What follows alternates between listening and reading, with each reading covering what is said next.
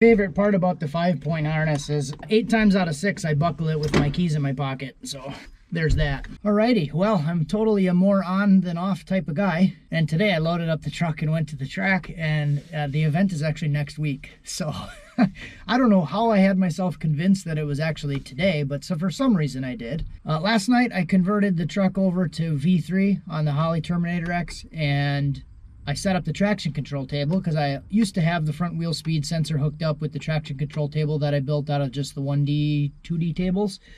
But now V3 has the traction control and referencing front wheel speed. So I switched over to V3 for that reason. And on my way to and from there, I decided to do a couple pulls and realized that it was rev limiting at like 3,000 RPMs. So I had a hunch that it was actually the traction control coming on, and I did verify that in the log. So what I'm going to do now is actually play with that, because obviously I'm not going to the track today. So I'll do a little pull, show you that it's rev limiting, and then what I'm going to do now is get some wheel spin happening with the traction control off so I can reference the wheel speed slip percentage number. I'm not sure how that's exactly calculating it, because I'm seeing wheel slip on the log up to 5% when it's only 1 mile per hour off, and at the speed that it's at, that's only like 2% slip. It's also showing me 5% slip when the front wheel speed is faster than the rear. So what I want to do is get some wheel spin in it just to get a baseline of where the numbers are, and then start to build the traction control table off of that baseline. So probably better that the track wasn't open anyways, because I would have just ended up turning that crap off and not got this stuff figured out. So let's do that. So right now I have the traction control active. I did change the tune, but I haven't loaded it yet. So I'll show you that it does rev limit right now, and because it's actually turning the traction control on. So the V3 traction control pulls timing, and it can also do cylinder cut.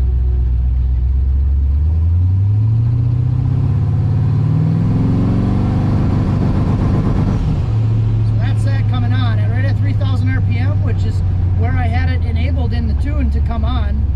As soon as it hits that enable point, it starts to rev limit. So what I'll do now is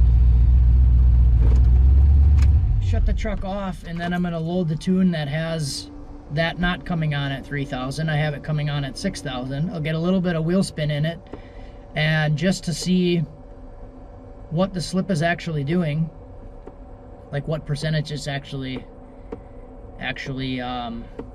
calculating when I see like 10 to 15 miles an hour of wheel spin. I know with this truck, with these tires, around 15 miles an hour difference from front to rear wheels is where I start to get uncomfortable, because these tires want to go sideways really quick. So that's about the point where I like to lift. And that's just from referencing other data logs before of when I decided to lift and get out of it. So with the drag radials, it seems to go a lot straighter with the wheel spin, but with these tires on it, which is what I street drive it with, about 15 miles an hour difference, it really wants to toss the rear end around, and that's kind of where I get uncomfortable and want to lift. So what I'm going to do is try to get to that point, about 15 miles an hour difference, and then see what it's calculating.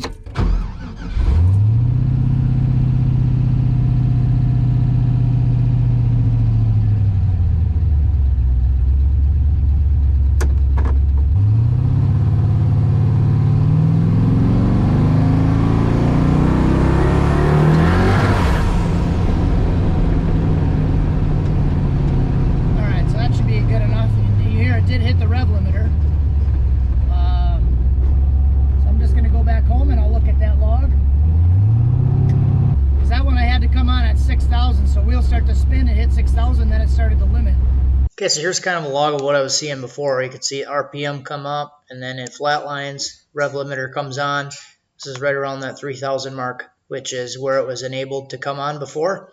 And you can see the blue line here coming up is actually the wheel speed rev limit. So green line down here is the wheel slip percentage, and then these two blue lines overlaid over each other are front wheel speed and speed.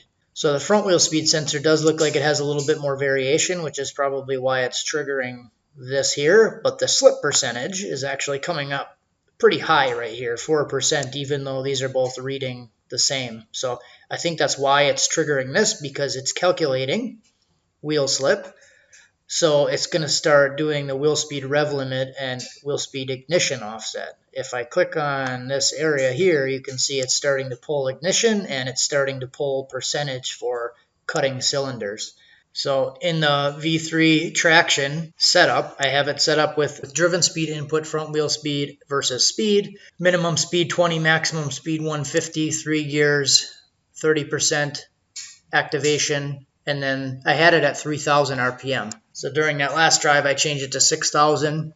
But you can see the way that I had this thing set up, if it's actually hitting 4% wheel slip, it's going to start pulling timing. And then this part I'm not really sure about because I was nowhere near 30% wheel slip, but it was already starting to drop cylinders and ignition cut. So I did change this to 0. I'm not sure why this is at 1. So what I'm going to do is leave this lower part for now. Phil Collins. So now let's look at this other log and see how much wheel slip we had. All right, so that's interesting. I actually have the drive speed and driven speed inverted because as the rear wheel speed comes up and separates from the front wheel speed, the percentage actually goes negative. So that makes sense. Yeah, so I had these flopped. I'll flip these around, and that makes sense. Driven speed is speed, undriven speed is the front wheels. Yep, so that makes sense. And then let's see where like 15 miles an hour a spin is. So we're at about 60 miles an hour. So that like 15 mile an hour deviation is about 30% wheel slip. So I'm going to change this back to 3,000. Yeah, and then this should be good at the cylinder cut around 30, 35. That should be okay to start cutting. I don't want to really start cutting cylinders right away. Let's see, what did this get up to? It's got up to about 40% slip. But yeah, look right here. This is TPS. So this is TPS. That's right when I lifted. And the separation there is about 18 miles an hour. That's when I lifted. So like I said, around 15 miles an hour difference, that's when I usually like to lift, just based on how the truck feels. So about 20%. All right, so I made a couple tweaks here. I changed the max offset to 10. And then this is kind of cool because if you change the max offset with this, it'll change all your rows here and it just automatically adjusts the whole table. So that's pretty cool. So if I go to 10, so I don't really want it pulling a whole bunch of timing. And then you can also change between gears. So in the setup section, you can change your number of gears and it'll give you different amount of tables for how many gears you have selected. So if I go into timing, I go first gear, second gear, third gear. If I look at third gear for reference, because that's what the recent log was in, third gear. So from 10 to 35%, it'll pull between 1 and 10 degrees. And then when it goes over that 30% area down here, it'll start to drop cylinders. So at 30%, it'll start to drop 1 cylinder, then 2, then 3, then 4 if it continues. So if we look at the log again, that means like from this area here, which is 10% wheel slip, that's about 7 miles per hour. So about 7 miles per hour difference of wheel spin, it'll start to pull 1 degree of timing. And then if it continues to spin, it'll pull between 1 and 10 degrees. And then around this area here, where it hits 30%, that's about 22 miles an hour of difference. Then it'll start to drop cylinders. So if the timing pull isn't enough, then it'll start to actually drop out cylinders.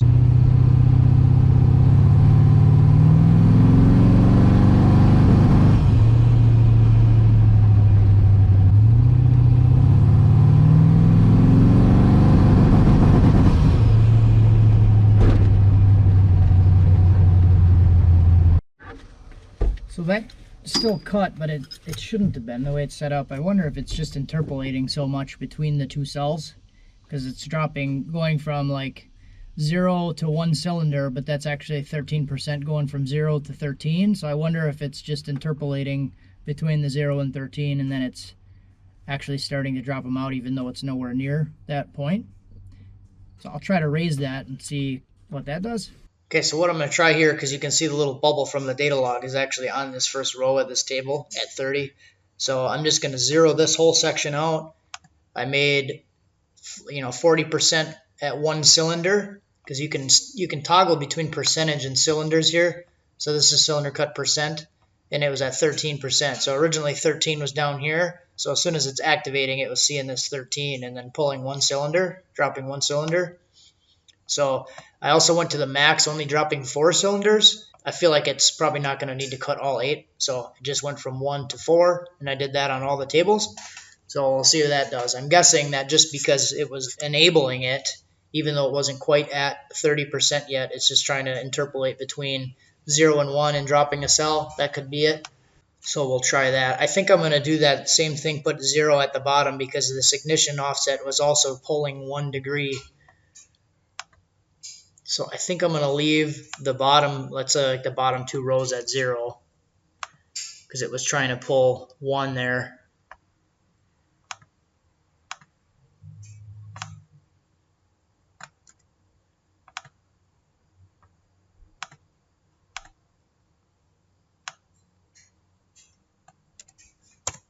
So we'll leave all those at 0.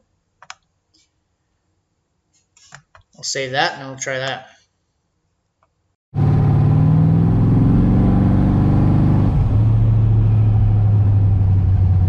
that just tickled 3K and it didn't rev limit, so that's okay. I'll do a little Bernie.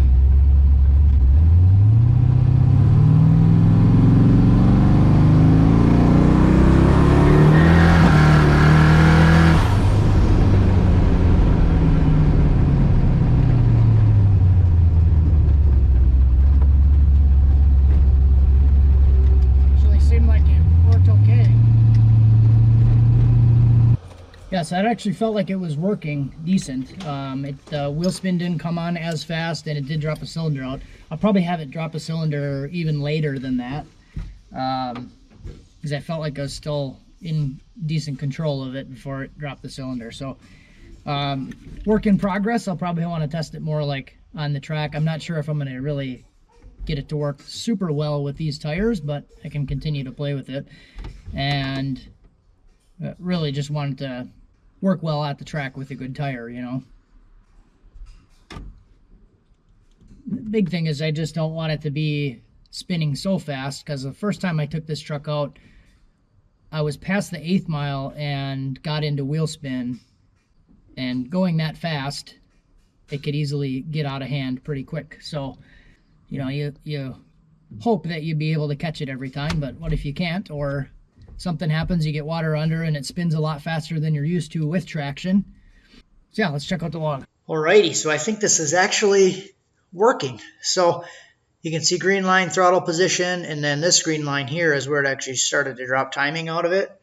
So if we look here, we're about, you know, a couple miles per hour, 1 mile an hour, 2% wheel slip, so it's not really doing anything there.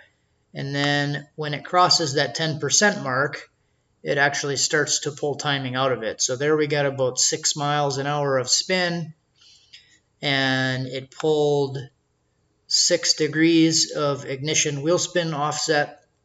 And you can actually see the wheel spin changed here. It kind of slowed it down when it pulled the timing out of it, and then sped back up. So when it sped back up, pulled a little bit more, down to 10 degrees, which maxed out the 10 degree table. And then it actually has this little spike here, this little guy here, which was actually the 1 cylinder that dropped out. So right there, it dropped out. You can see 15%, which is about the one cylinder. And then even though my throttle position at the time stayed the same, it dropped the wheel spin back down to normal right here. So 60, 61. So, and then I lifted back down to like 34% throttle, but that all happened before I lifted.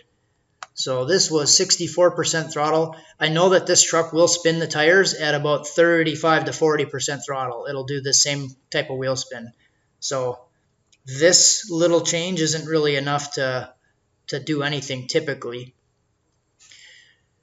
because this is making right now 15 pounds of boost right here. So this truck will spin at like 35% throttle, 30 to 40% at 10 pounds of boost, it'll spin. So this throttle position change isn't really enough to correct it by itself. So it seems like the pulling the ignition and then dropping the cylinder out brought the wheel spin right back down in line to where it needed to be. So yeah, that actually seems like it's working.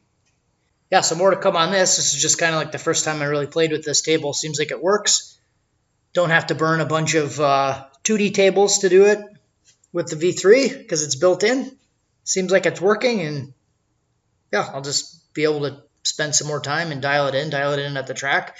What I would like to do with this truck is get lighter wastegate springs and then run a 4-part, because the minimum amount that this thing makes right now is like 15 pounds of boost. So I want to get lighter springs and probably run 4 pounds of boost and then be able to use a 4-part and then turn it back up to 25, 26. Have a nice day.